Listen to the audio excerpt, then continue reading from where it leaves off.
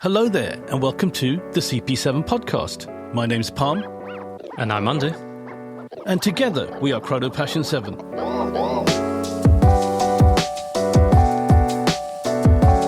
Hello, and welcome back to your favourite watch-related podcast. Today we've got a special guest from a very special brand. A brand that started in 2018 and came out of nowhere and is in everyone's eye line. It's my absolute honour and pleasure to have Toby Küffer from Norqain on the podcast. Welcome, Toby. How are you? Hi, Palm. Hi, Andy. I'm very good. How about yourselves? Doing good. It's been a while, but we got you on the show. Yeah, pleasure to be here. It's an absolute pleasure, Toby, to have you on the show. And many questions we want to get into to discover your brand more and share with our listeners. But of course, the most important question before we start anything is knowing what's on your wrist. So what are you wearing today? So today I'm wearing a very special piece. The Wild One Skeleton Gold. Oh, wow. It's the 42mm, which we had launched in November last year. And I only just got mine 2 weeks ago because there was a high demand. It's limited production. For me, it was clear the customers need to get theirs first. And 2 weeks ago, I finally got mine. So I'm wearing that today. It's combined with a brown rubber strap, brown rubber shock absorber. So I like to call it the chocolate watch with the 18-karat red gold case. Yeah. Superb. How long do you have to wait for that? Sorry, Toby. Yeah, so normally you don't wait, right? But because we want to get the watches to the customers first, I waited actually now 3 months. After saying that I definitely want to get mine, we made sure that everybody got theirs, and now I was next in line, finally. Okay, just goes to show how fair Norqain are. Toby is actually the vice president of Norqain as well, so obviously it's an even distribution, I'm guessing. Absolutely. My brother had his a little earlier, I have to say, but he knew right away that he was going to get it. I needed to look at it for a month until I was 100% convinced. Yeah. But usually I'm wearing the turquoise, which is the watch people know us for, I would say. The icon, yeah. Yeah. Beautiful. Yeah, exactly. Brilliant. So what we will put in here as well, all of the watches mentioned today, of course, will be on the show notes on our website. So make sure to go over to www.chronopassion7, as in the number 7.com, where you get all the audio and visual experience. So, Palm, over to you. What's on your wrist today? So what's on my wrist today? It's a relatively new watch. I actually ordered this in January, but it arrived end of last month. It's by a micro brand called Erebus, which is owned by Jody from Just One More Watch, a YouTube channel. But this one's got a tiger's eye dial on it. And it's on our Chrono Passion 7 tiger watch strap as well. So we've got the body of the tiger and the eye of the tiger. Being the logo off our podcast, I thought it was the perfect watch to wear on a special show. So that's what I've got on my wrist. Brilliant. I just want to add, I'm also wearing my Norqain cap, which Toby kindly gave us in Geneva. Very cool. Thank you. And Andy, I think you've got something. Yeah. Cool. That's the best way to describe it. Yeah. It's the best way to describe it. Something cool. This is going to be hard to... So recently I've got really into Miami Vice, thanks to Palm, courtesy of Palm. And maybe it's had some inspiration on my taste in watches. I'm wearing something very different. It's an Omega DeVille from the 70s. And the best way to describe it is that it's like a bracelet watch. So it's very, very slim. It's got the Omega gold brick bracelet. It's all 18-karat solid gold, so it's definitely a bit of a flexy piece. I didn't buy it for that purpose. I just liked the style of having... I wanted a bracelet, and then what's better, you have a bracelet and a watch, like 2 for 1. I'm from the north of England, from Yorkshire. We're always looking for a bargain. So it ticks the boxes. So yeah, it's very different, very unusual. I didn't know what the response would be, but when I posted it on Instagram, surprisingly, a lot of people who I know actually liked it a lot, who I wouldn't think would. So goes to show, just fun to break the mold a little bit. And I think that's quite appropriate watch to wear with Norqain, as I believe you guys certainly break the mold as well. Absolutely. Oh, very cool. I see the link to Miami, for sure. Yeah, definitely. Miami Vice watch. Yeah, exactly. Testarossa or something. Nice white Testarossa. But let's kick off these questions. Like I said, Toby, an absolute pleasure to have you here. Norqain started in 2018. Just give us a bit of background behind how it started, why it started, what your inspiration was, and what the philosophy is you want to put forward.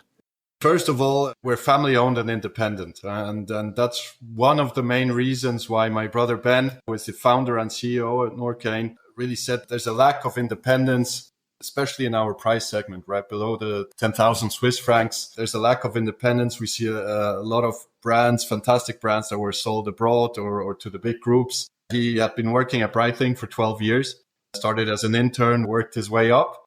And when they were sold out of family ownership to CVC, that was the moment he said, no, come on, let's do our own thing.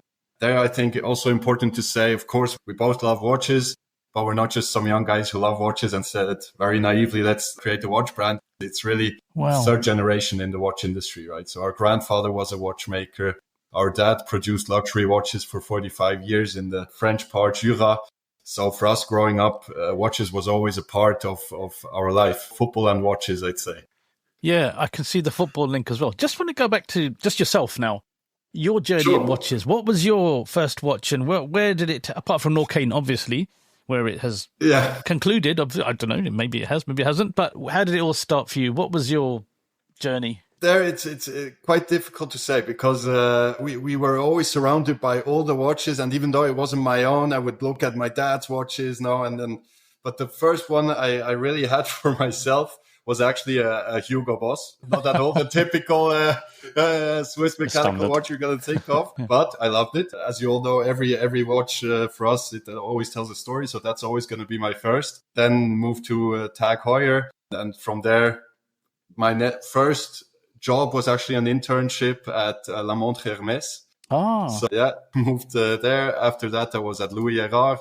So collection obviously follows a bit your CV and the path you go. But Breitling, of course, also always had a place in my collection with Ben working there for the long time he did.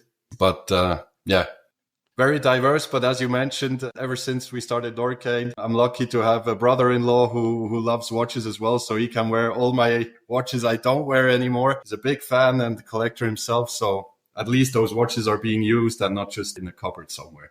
Yeah, perfect. Why waste, huh? Yeah. Exactly. Brilliant. So just curious, you mentioned Tag. Was it the Formula One by any chance? It was. Yes, it was. Oh, nice. Very nice. Yeah. And just want to say, Andy started off, his first watch was an Armani watch. It was, so there you go. You're all in good company. Yeah, it's kind of a pattern, I think. You start with the fashion watches, then you like tags for proper watch to get, and then from there, you end up with weird bracelet watches like this. It's like a whirlwind, right? Miami Vice. You start watching Miami Vice, and here we are. That's funny. Absolutely. But Toby, of course, this show also is quite a special show, as when we release this show, a rather interesting novelty will be released by yourselves. So maybe you could share some inspiration. I believe it's part of a Freedom collection. Exactly. Yeah, I'll let you introduce the watch because it's quite crazy. And the reactions at Watches and Wonders as well, I think were great. Mm-hmm. But yeah, I'd like you to share the news around this piece. Actually, it's a bit, I'd say, surprising because everything we're doing right now, we call ourselves the challenger brand and we always want to challenge the market. And usually we go for innovation in terms of materials, the wild one being 5000G shock resistant at the price it's at. But here we said, okay, we want to go completely different, do something new. But it's not really in terms of innovation. It's the whole story around it. I think for those of your listeners who know Norqain, they'll know that in general, we like to do things a bit different and fun and colorful. And we said with all the things that are going on in the world at the moment, there's more bad news than good news usually in the newspapers. And we said, come on, let's have an edition where we just have fun. And we played around with several ideas and ended up with the Enjoy Life Special Edition. So it's called the Enjoy Life Special Edition. And at the round table, when we were brainstorming and thinking of ideas to bring to life, we said, okay, who are happy people? Usually kids, right? Kids are happy. What do kids love? We all love ice cream. And not only kids, adults as well, luckily. So we took that ice cream theme and we put it on a Freedom Chrono dial. So you have the 3 sub-dials of the chronograph, which are all a different flavor of ice cream. So you have the blueberry, strawberry, and pistache, and really a very colorful idea. And then a small detail which I personally love very much, is that on the date wheel, every 7 days, instead of the date, you'll have an ice cream cone with those three flavors of ice cream on it. So basically the idea was every week the watch should remind you to have an ice cream and to enjoy life. That's nice. Yeah. So very healthy flavors as well. Strawberry, blueberry, and pistachio. I mean, you think of everything. Yeah, sugar-free, of course. Absolutely. And you mentioned Watches and Wonders and the reactions. And to be fair, now we have loud launches with the new size and the wild one, and then the manufactured flyback chronograph, which has been doing fantastically for us. With the ice cream, we kind of expected some retailers to love it and others to say, okay, fun, but not my cup of tea. It's actually been the highlight of the fair. Wow. There wasn't a retailer who didn't buy into the story. And of course, there's going to be a big event concept around it. So you can imagine the Norqain branded ice cream stands in front of the retailers and then handing out ice creams, spreading a good mood. There should be a fun launch we'll be having beginning of June. Or when this airs. Yeah, absolutely. Yeah, so at the time of this airing, hopefully people already have the ice cream buzz. So yeah, absolutely. Yeah, summer as well, so that's the perfect time. Great time. Yeah. Well, I didn't mention that the base color of the dial is white, so those colors really, really pop. And it's available on a steel bracelet, but also on a new white rubber strap, which also will look very cool for a summer watch. So really a fresh addition, right on time for the warmer season. Yeah, a superb piece. We saw it at Watches and Wonders as well. And I believe our final appointment was with Norqain, right? We were with you guys. And it was so, no pun intended, but refreshing to see, let's say, after many serious watches, ultra complications, which, incredible. But it's just sometimes nice to go back to the basics, have some fun, don't take life too seriously. And I think that's a nice message conveyed through the watch to make people smile a little bit. So, yeah, really creative, really fun. So, yeah, looking forward to see how that performs. Awesome. Yeah. I'm always curious about design and why you did it. What the design? Okay, I get it. It's such a wonderful message to put out there. There is, don't turn the news on anymore. I don't bother anymore. It's just like you say, too much going on, too depressing. Not depressing, but there's too much going on. But tell me, what made you like the colors, the layout, the whole look of it? It is a departure from your most popular watch, I'd imagine. How did you? What made you shift from that to this? What was and from a design point of view? Yeah, so the base, the case of the Freedom 40mm has been a very good seller for us as well, but with more traditional dials, right? You either have the blue dial, or we had a limited edition ice blue dial, which sold out immediately, was a great success. But otherwise, more of the traditional black, cream, anthracite dials in there. And here, so ever since we really started with the wild ones and being more colorful, more out there, we saw that that's what people want to see from Norqain. They want to see something different, something fresh. So my brother, he really challenges our product team also to think outside of the box and be colorful. There we have a fantastic team in product with a shout out to Matteo and Marcella, who really on a regular basis sit down with Ben and he just tells them, be colorful, come up with ideas. And this is what they came up with. So very good job done by the product team. It's a very fun, like I say, are you targeting children as well in your market? I know it's a high price point for children, but I reckon you never know. You'd be surprised how many people ask us if we don't want to create children's watches as well. No, but of course that's a whole different ballgame because you mentioned pricing and everything, and then you want to keep a certain standard of quality, but then it's tricky. But I think the market could be potentially very interesting. Yeah, it looks it. Sure. Yeah, I think you may have started something. You may have started a trend. Okay, let's cut this part out and not let anybody else know. Okay. And so, also going back to Norqain, the brand, you have brand ambassadors are quite big for you, and you mentioned football also. I mean, a sport which is a man after my own heart. There was I love football, and you have Gary Neville, who's a brand ambassador, and you have Gigi Buffon, who's a brand ambassador as well. Yeah. And it must really put the brand in the eyes of many non-traditional and watch enthusiasts. It must put it out there for the more general public. But one person you do have who brings it all back to the watch world is Jean-Claude Biver, who is an investor in the brand. Is that right? And how was it how did that happen? How did that start? And how was it? How was the process of working with him? And I'll tell you a funny story. We did meet him at Watches and Wonders 2024, and we saw his watches, and he was wearing a Norqain, a brown one, a wild one. It was a brown version, which I've not seen before. And I was quite starstruck. I was very starstruck. And I didn't know, I didn't know what to say. I was kind of like, I wasn't expecting him to come. And then I said, Norqain, that's not a very good brand. He goes, yes, it's a very good brand. And then I was like, and then when I left the room, I remembered, oh my God, he's actually part of the setup. But yeah, it's so ingrained. And the fact that he would wear that to Watches and Wonders as well, it's a big testament to yourselves at Norqain that it's a very special brand and you're reaching enthusiasts and you've got people such as Jean-Claude involved in the brand. So sorry, please go back to how did that all begin?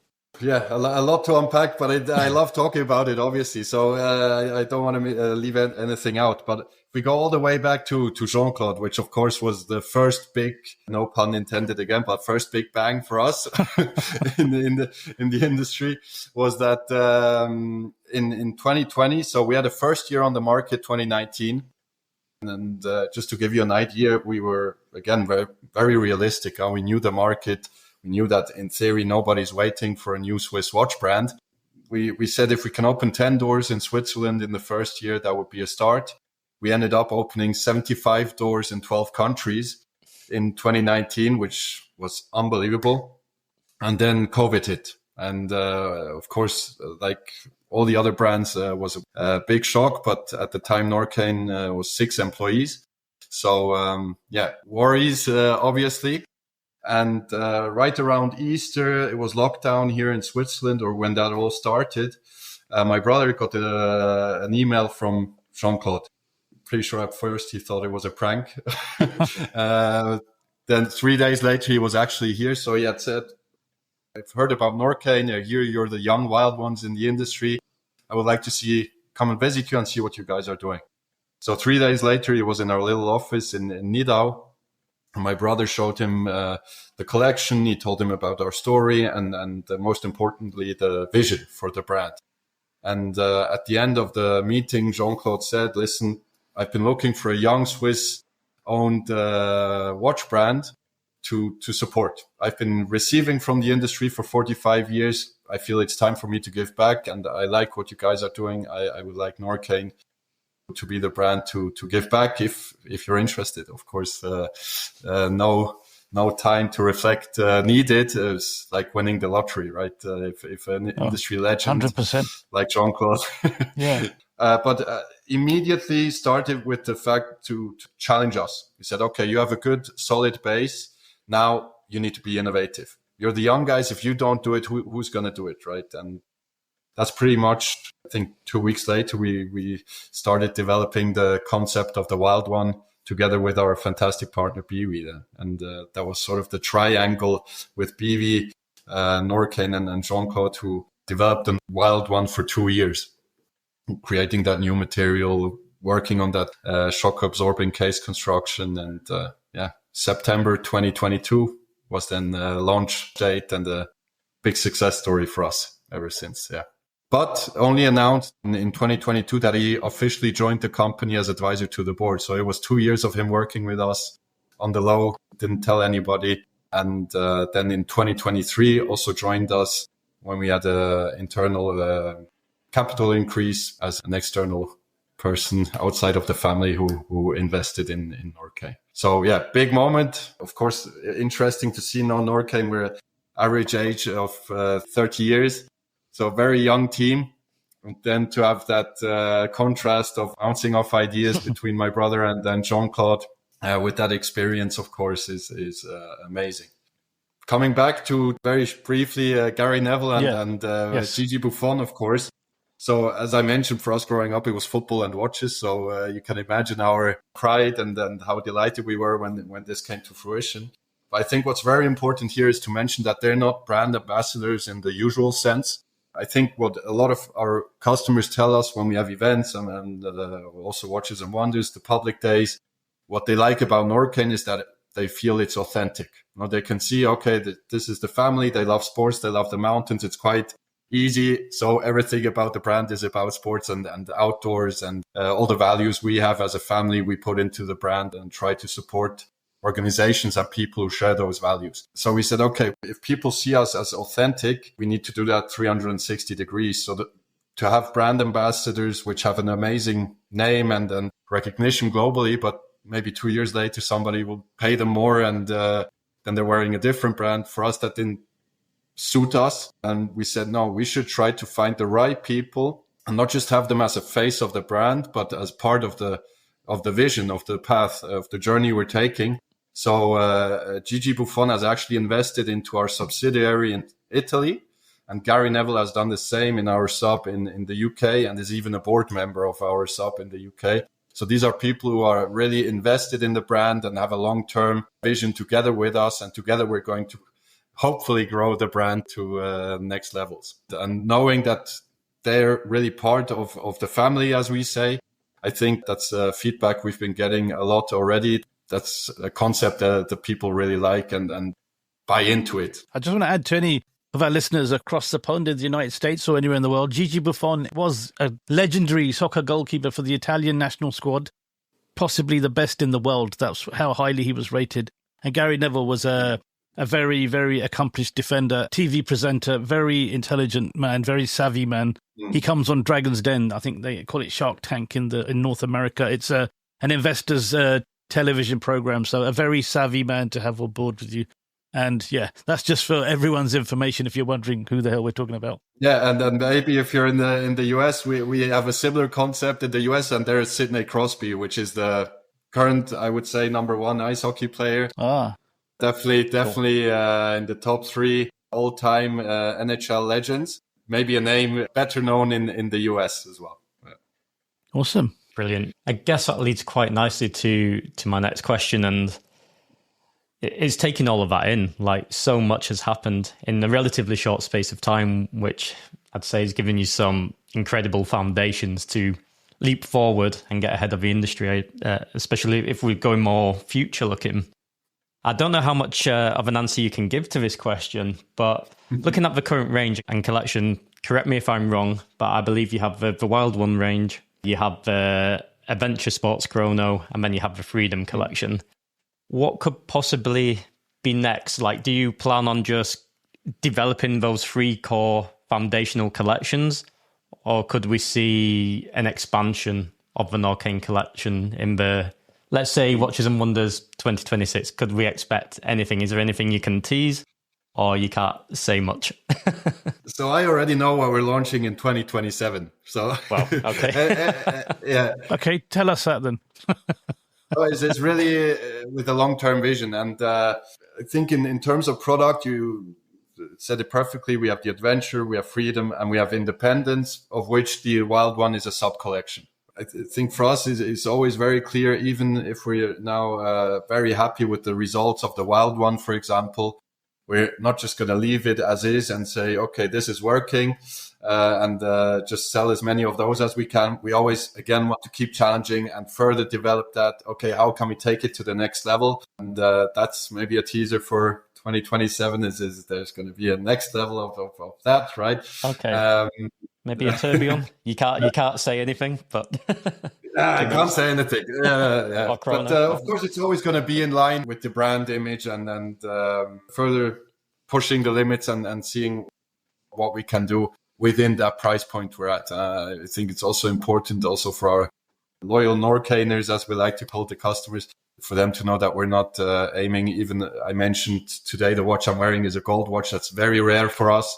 It's not our goal to get into a new price segment and leave the one we're at now. We really see ourselves as a very cool, affordable alternative in that price segment, 3,000 to 6,500 Swiss francs. And that's where we'll stay. And of course, there'll be special editions like the gold, which can be above, but that's our core range there. I think that's brilliant because so many brands, I don't want to say any names, but there's many, let's say, big name manufacturers who used to be more accessible and no longer are. So there used to be watches you could pick up for the same price range you mentioned there, and now they've just gone somewhere else. So the fact that you're committed to always maintaining that accessibility, I think it's quite reassuring for people who want to be because you do buy into a brand. A lot of collectors' philosophies as well is, if I'm buying this, I'm not only buying one watch, but I actually want to buy into the brand as it develops and into the various different collections. So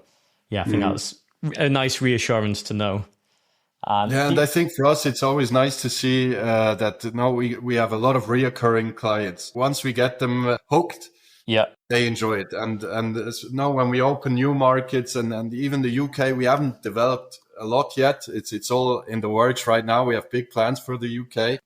Of course, now, even though I shouldn't, but on the weekends, if my daughter's sleeping and my dog is happy, I've walked the dog, I'll go and read comments on the forums or social media and comment I'll see regularly in markets where you're not present yet is, wow, that's a lot of money for an unknown brand, right? Or that they like to say micro brand. And the good thing for us is to see that once we're there and once the people get to put the watches on their wrist and touch and feel it and see the quality, then usually we have better feedback, and then those comments go away of the price. Then they say, okay, no, this is actually really good value for money.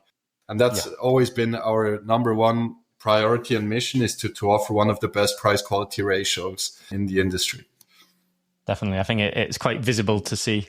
Just a side question. Do you find that you have any challenges when sticking to that range in design and development, or you kind of know what the confines are and you find it easy to keep progressing while sticking to that budget? I think there's both. I think every once in a while, our product team will have an amazing idea, or our partner, Biwi, which is really, I can't praise them enough. Look them up. Anybody who's interested in watchmaking, they're so innovative. So every once in a while, he'll have amazing ideas. We just have to say, okay, but if we do this exactly like this, then we're going to be too expensive. And then we work around it or try to find new ways.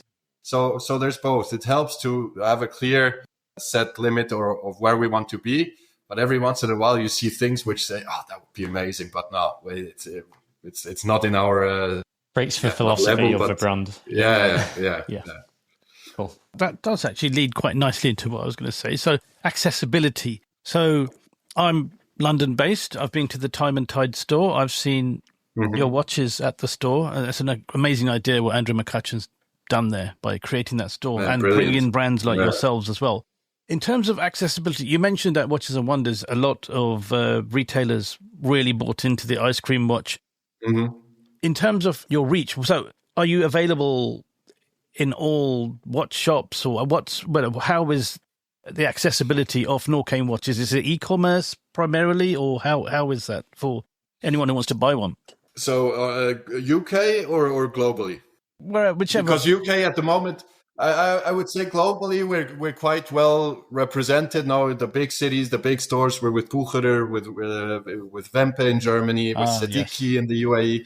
All the big guys in the US and Japan, for example. In the UK, as I mentioned, it's been a tougher start for us, just in the sense that we didn't have anybody on the ground. And it's such a big, important market that you really need to have somebody on the ground. You both know I met Martin Jenkins, our new managing director for Norqain UK, who is a perfect guy for us to now develop the market in the UK and start to work on that distribution. So there's many I know are coming. I don't know which ones are signed yet, so I can't really I don't want to mention anything, and then it's not going to be the case. But I can tell you that the UK is distribution is definitely growing exponentially this year. So in London, we mentioned Time and Tide. I think this week we're opening Bucherer at Covent Garden. Oh, okay. And then I know this one's signed, so I can mention Beaverbrooks. I don't know which points of sale exactly. All of those details are still being finalized.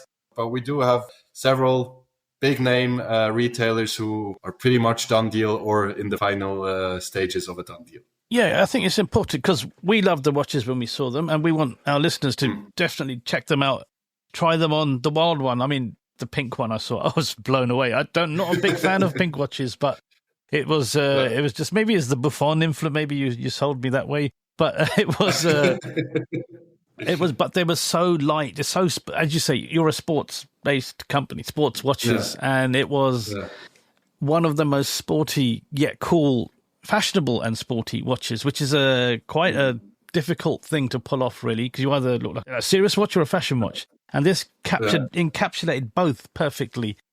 To any of our listeners, if you are in any of the places where you can try one on, I advise you definitely do, because these are amazing watches. And Beaverbrooks has got a big reach in the UK as well, because Bucharest, mainly bigger cities, I think just London, I believe. But Beaverbrooks has branches all around the country. So that's a very good move. Okay. Interesting times, exciting times, right? Absolutely. I always say it never gets boring in the watch industry. No matter if it's up or down, it's always exciting. Oh yeah, 100%. Definitely always growing. And Beaverbrook it's even in the corner of England, like in Leeds as well. So you've got good reach. So we kind of touched on it a little bit. And how would you describe Norqain? Would you say you're a micro brand, or would you say you're an independent? Like for me, I see you as an independent watch brand. Would that be? Absolutely. Yeah. No, I mean, I would never use the term micro brand, but just quoting with the comments, which I'm not supposed to go read because that never helps. But independent challenger brand. That's really how we see us. And even if, say, in 20 years, we're 10 times the size we are today, which would be amazing, but I would still call us the challenger brand. We love what we do. It's really our passion. And I think that gives us a nice advantage where we don't have to report to shareholders. We're not looking at numbers. We're looking at what we want to do and what our customers want to see from us. So perfect example is the Wild 139, which we launched at Watches and Wonders. That's really, ever since we launched the first Wild one, which was 42 mm, we've had so many requests to bring it in a 39 millimeter case, and to get a little bit more technical there. Now the case of the Wild one is made up of 25 single pieces. So if you're going to make a different size, that means, so it's 13 toolings we use for one Wild one case. So if you're going to do a new size, you can't just say like a steel case, okay, we'll do it a different size and you have one or two toolings. It's 13 new toolings, which you have to do. So a lot of thought, development and investment has to go into that as well, right? Yeah. So, but we heard the request and we said, okay, that's what we want to do. Yeah, that's people don't think that. Not really myself as well. Like you think, why can't we just do it in this size? Like, why is it so like any brand? Like, why does it have to be 42? I'd much prefer it in 39 or 38. Mm-hmm. But there's a whole process. It's not just, we make it smaller. It's like a whole machining process to create it. And I think that's what maybe some purchasers, collectors, including myself, don't realize at times. So I think that's a nice little insight into why, sometimes it's quite difficult or it takes a while before a smaller or larger iteration comes to be. Just to wrap up, maybe, where do you see yourselves within the independent landscape? And how do you see the independent landscape in general? Like it for us, and I think Pam would agree, we see a lot of strength in independents at the moment, maybe more than the big players, to be honest. I think it's been a very nice development the past years, and the nice thing is seeing that the retailers appreciate it, and most importantly, the end consumers, right? They appreciate the fact that as an independent, maybe you know the people who are behind it. You might even get to talk to them at the events. Now it's all a bit more community based, I would say, and it feels familiar. That's something that's very important to us. And I think, I'm sorry, I keep using the word challenging, but I think any independent brand should see themselves as a challenger, right?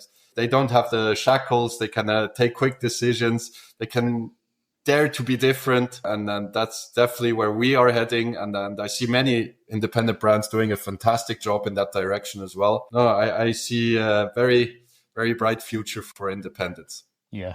And I think it also keeps the big groups on their toes. No, I think it helps. I think it helps the whole industry, to be honest. Yeah.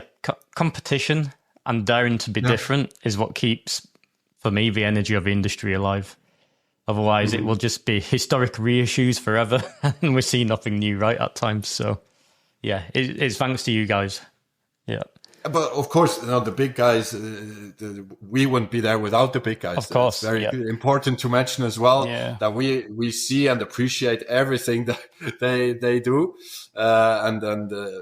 So many, I always say, in every brand I will find something I love. So again, when we talk about it being our passion, it's not just Norqain, it's watches in general, it's watches in general, of course. Yeah, so no, I think we're all one ecosystem, and we can all learn from each coexist other, and make each other better. Yeah, totally agree. Yeah, I've got one more question, actually. I think we were going to wrap up there, but I always seem to get an extra question for some reason. Actually, it's threefold. But I like the way, the first part is, I like the way you say challenger brand and not disruptor is quite an overused word, right? And it's kind of a slight negative connotation to disruptor, but I like challenger because challenger shows you're there for the whole industry as well, not just for yourself. You're not just, I want to look at me. You're at, look, I am going to make the industry different. And yeah, great way to look at the brand, a great way to describe it. But when did you realize that, okay, we've started this brand, we've got big names on board, before like brand ambassadors and everything? When did you realize, hang on, Norqain, we are where we are now. We've got to a place that is pretty cool. I think there've been a couple of those moments over the years. Now, I think my brother who could give even more examples of those. Even just the first retailer opening, saying yes, because so really the first founding trio was my brother, was Mark Streit, who is an ice hockey legend here in Switzerland, well-known sportsman. The first Swiss guy who was successful in the NHL in the US. And then Ted Snyder of the previous Breitling owner family, the son. So those were really the founding three. And Mark went to Basel World at the time, still 19. Yeah, maybe thought a bit, not naively, but a bit too optimistically that they would go and because they had good relationships, or my brother had great relationships with the Swiss retailers, that, it would be a bit easier than it was. And it was actually quite a blow to them. Until then, the first Swiss retailer, Spindler Schweitzer in Basel, who will always have that title to be the first Norqain retailer in the world, he said, okay, we're in. And that was probably the first. And then when Bucherer jumped on board, Siddiqui, all those guys, that immediately gave the brand credibility, because end consumer sees the brand at Bucherer or Wempe or Siddiqui, or independent retailer sees the brand there. Then they say, oh, I should have a look at this, right? It's probably there's probably something there. So those were big moments. But I think what really, for me personally, one moment which I would say I said, okay, now we're on the next level, was really the launch of the Wild One. So we were in Zermatt. We had a big cinema. We made it to look like a jungle. I think you could even find the full launch video still on YouTube if you're interested. And Jean-Paul Beaver was up on stage telling the story of the watch. And that for me just felt like, okay, now we're going on the next level. And luckily it didn't just feel like that. It really did bring the brand to a next level. And one last one, but first Watches and Wonders for us, 2024, right? That was really where we said, okay, coming back to football comparisons, for us, it's the Champions League. So we wanted to be part of the Champions League. And 2024 was the first time to showcase on the big stage what we do. And was a very big moment for us as well. Excellent. I love that Champions League comparison. You need a song, play Dr. Priest or something next time you go. But exactly. But, just one, we do have to wrap up quickly. I think we're all quite busy. But how did you find that gap in the market that you've got? Because it seems it was quite well thought out and well constructed, not just let's start a watch brand, but it seemed that what you've done, there's not many, with the Wild One particularly, there's not many I see out there at that price point with that colourful range and that. Mm-hmm. When you see it, you instantly know that it's a Wild One. That to capture the audience like that. How did you find that gap? That right, we see there's a need here. When tell us a bit about that. So when we launched, we were between 2,000 and 4,000 Swiss francs, and in the first year, our average retail price was 2,400 Swiss francs. Now we're at 4,500, but we haven't increased the entry level to Norqain. So people just are buying the higher priced pieces, which for us also means they have more confidence in the brand. But of course, the Wild One being the big driver there. So yeah, I would say there, of course, market experience helped us a lot, knowing kind of the average prices of the different brands and figuring out, okay, where might there be a gap? Can we enter that gap and really be a cool option in the price point? The cool option, right? Yeah. Yeah, that was the genius of it, yeah. Yeah, I mean, for us, of course, you never know before you do it, but that was definitely the thought process behind it, to really identify that gap and try our luck and go in there with a piece which I hope your listeners will agree when they go to Beaverbrook and Bucher in the UK and put the Wild One on the wrist, that it feels like a watch which could be more expensive, right? And especially with all the attributes you have now, we're seeing it more and more in the industry, that the shock resistance and being able to wear it for golf and tennis. But I think in our price segment, we're still the only ones to offer that with a mechanical movement. A lot of thought has gone into that. But Toby, thank you so much. I think we've run out of time. Unless Andy has another question, I think we're out of time here. I'd love to, but the tie, yeah. Appreciate it. I always enjoy talking about it. I always feel like at the end, I didn't even talk about that, right? There's so much to talk about, but that means a part two. That means we need a part two, Toby. Anytime. I prefer this to many other meetings. Well, we'll take that. Oh, fair enough. Yeah. Let's take that as a compliment then. Yeah, it's a feather in our cap. Yeah, But thank you so much, Toby. Right. Unfortunately, I guess I'll do the classic closure from my side. So definitely, it'd be a pleasure to have you on for part two. We could even talk as collectors. Sometimes it's nice to do that. Took Breitling. Breitling, yeah, and all the other various brands we all love, right? But yeah, I'll do the classic sign-off. So please check the show notes so you can see all the brilliant watches from Norqain over on www.chronopassion7.com. And yeah, I keep it short and sweet. That's hasta luego, adios from Barcelona, and you'll hear me on the next one. And as Andy says, farewell from Barcelona in Spain. As Toby says, farewell from Switzerland. Is there anything you want to say to the listeners, Toby, as you say farewell? Well, just thanks for listening, and I hope you get the chance soon to put a Norqain on your wrist and that you enjoy it. Excellent, thank you. And from London, it's Toodle Pip and laters, and we'll see you, and you'll hear us in the next one.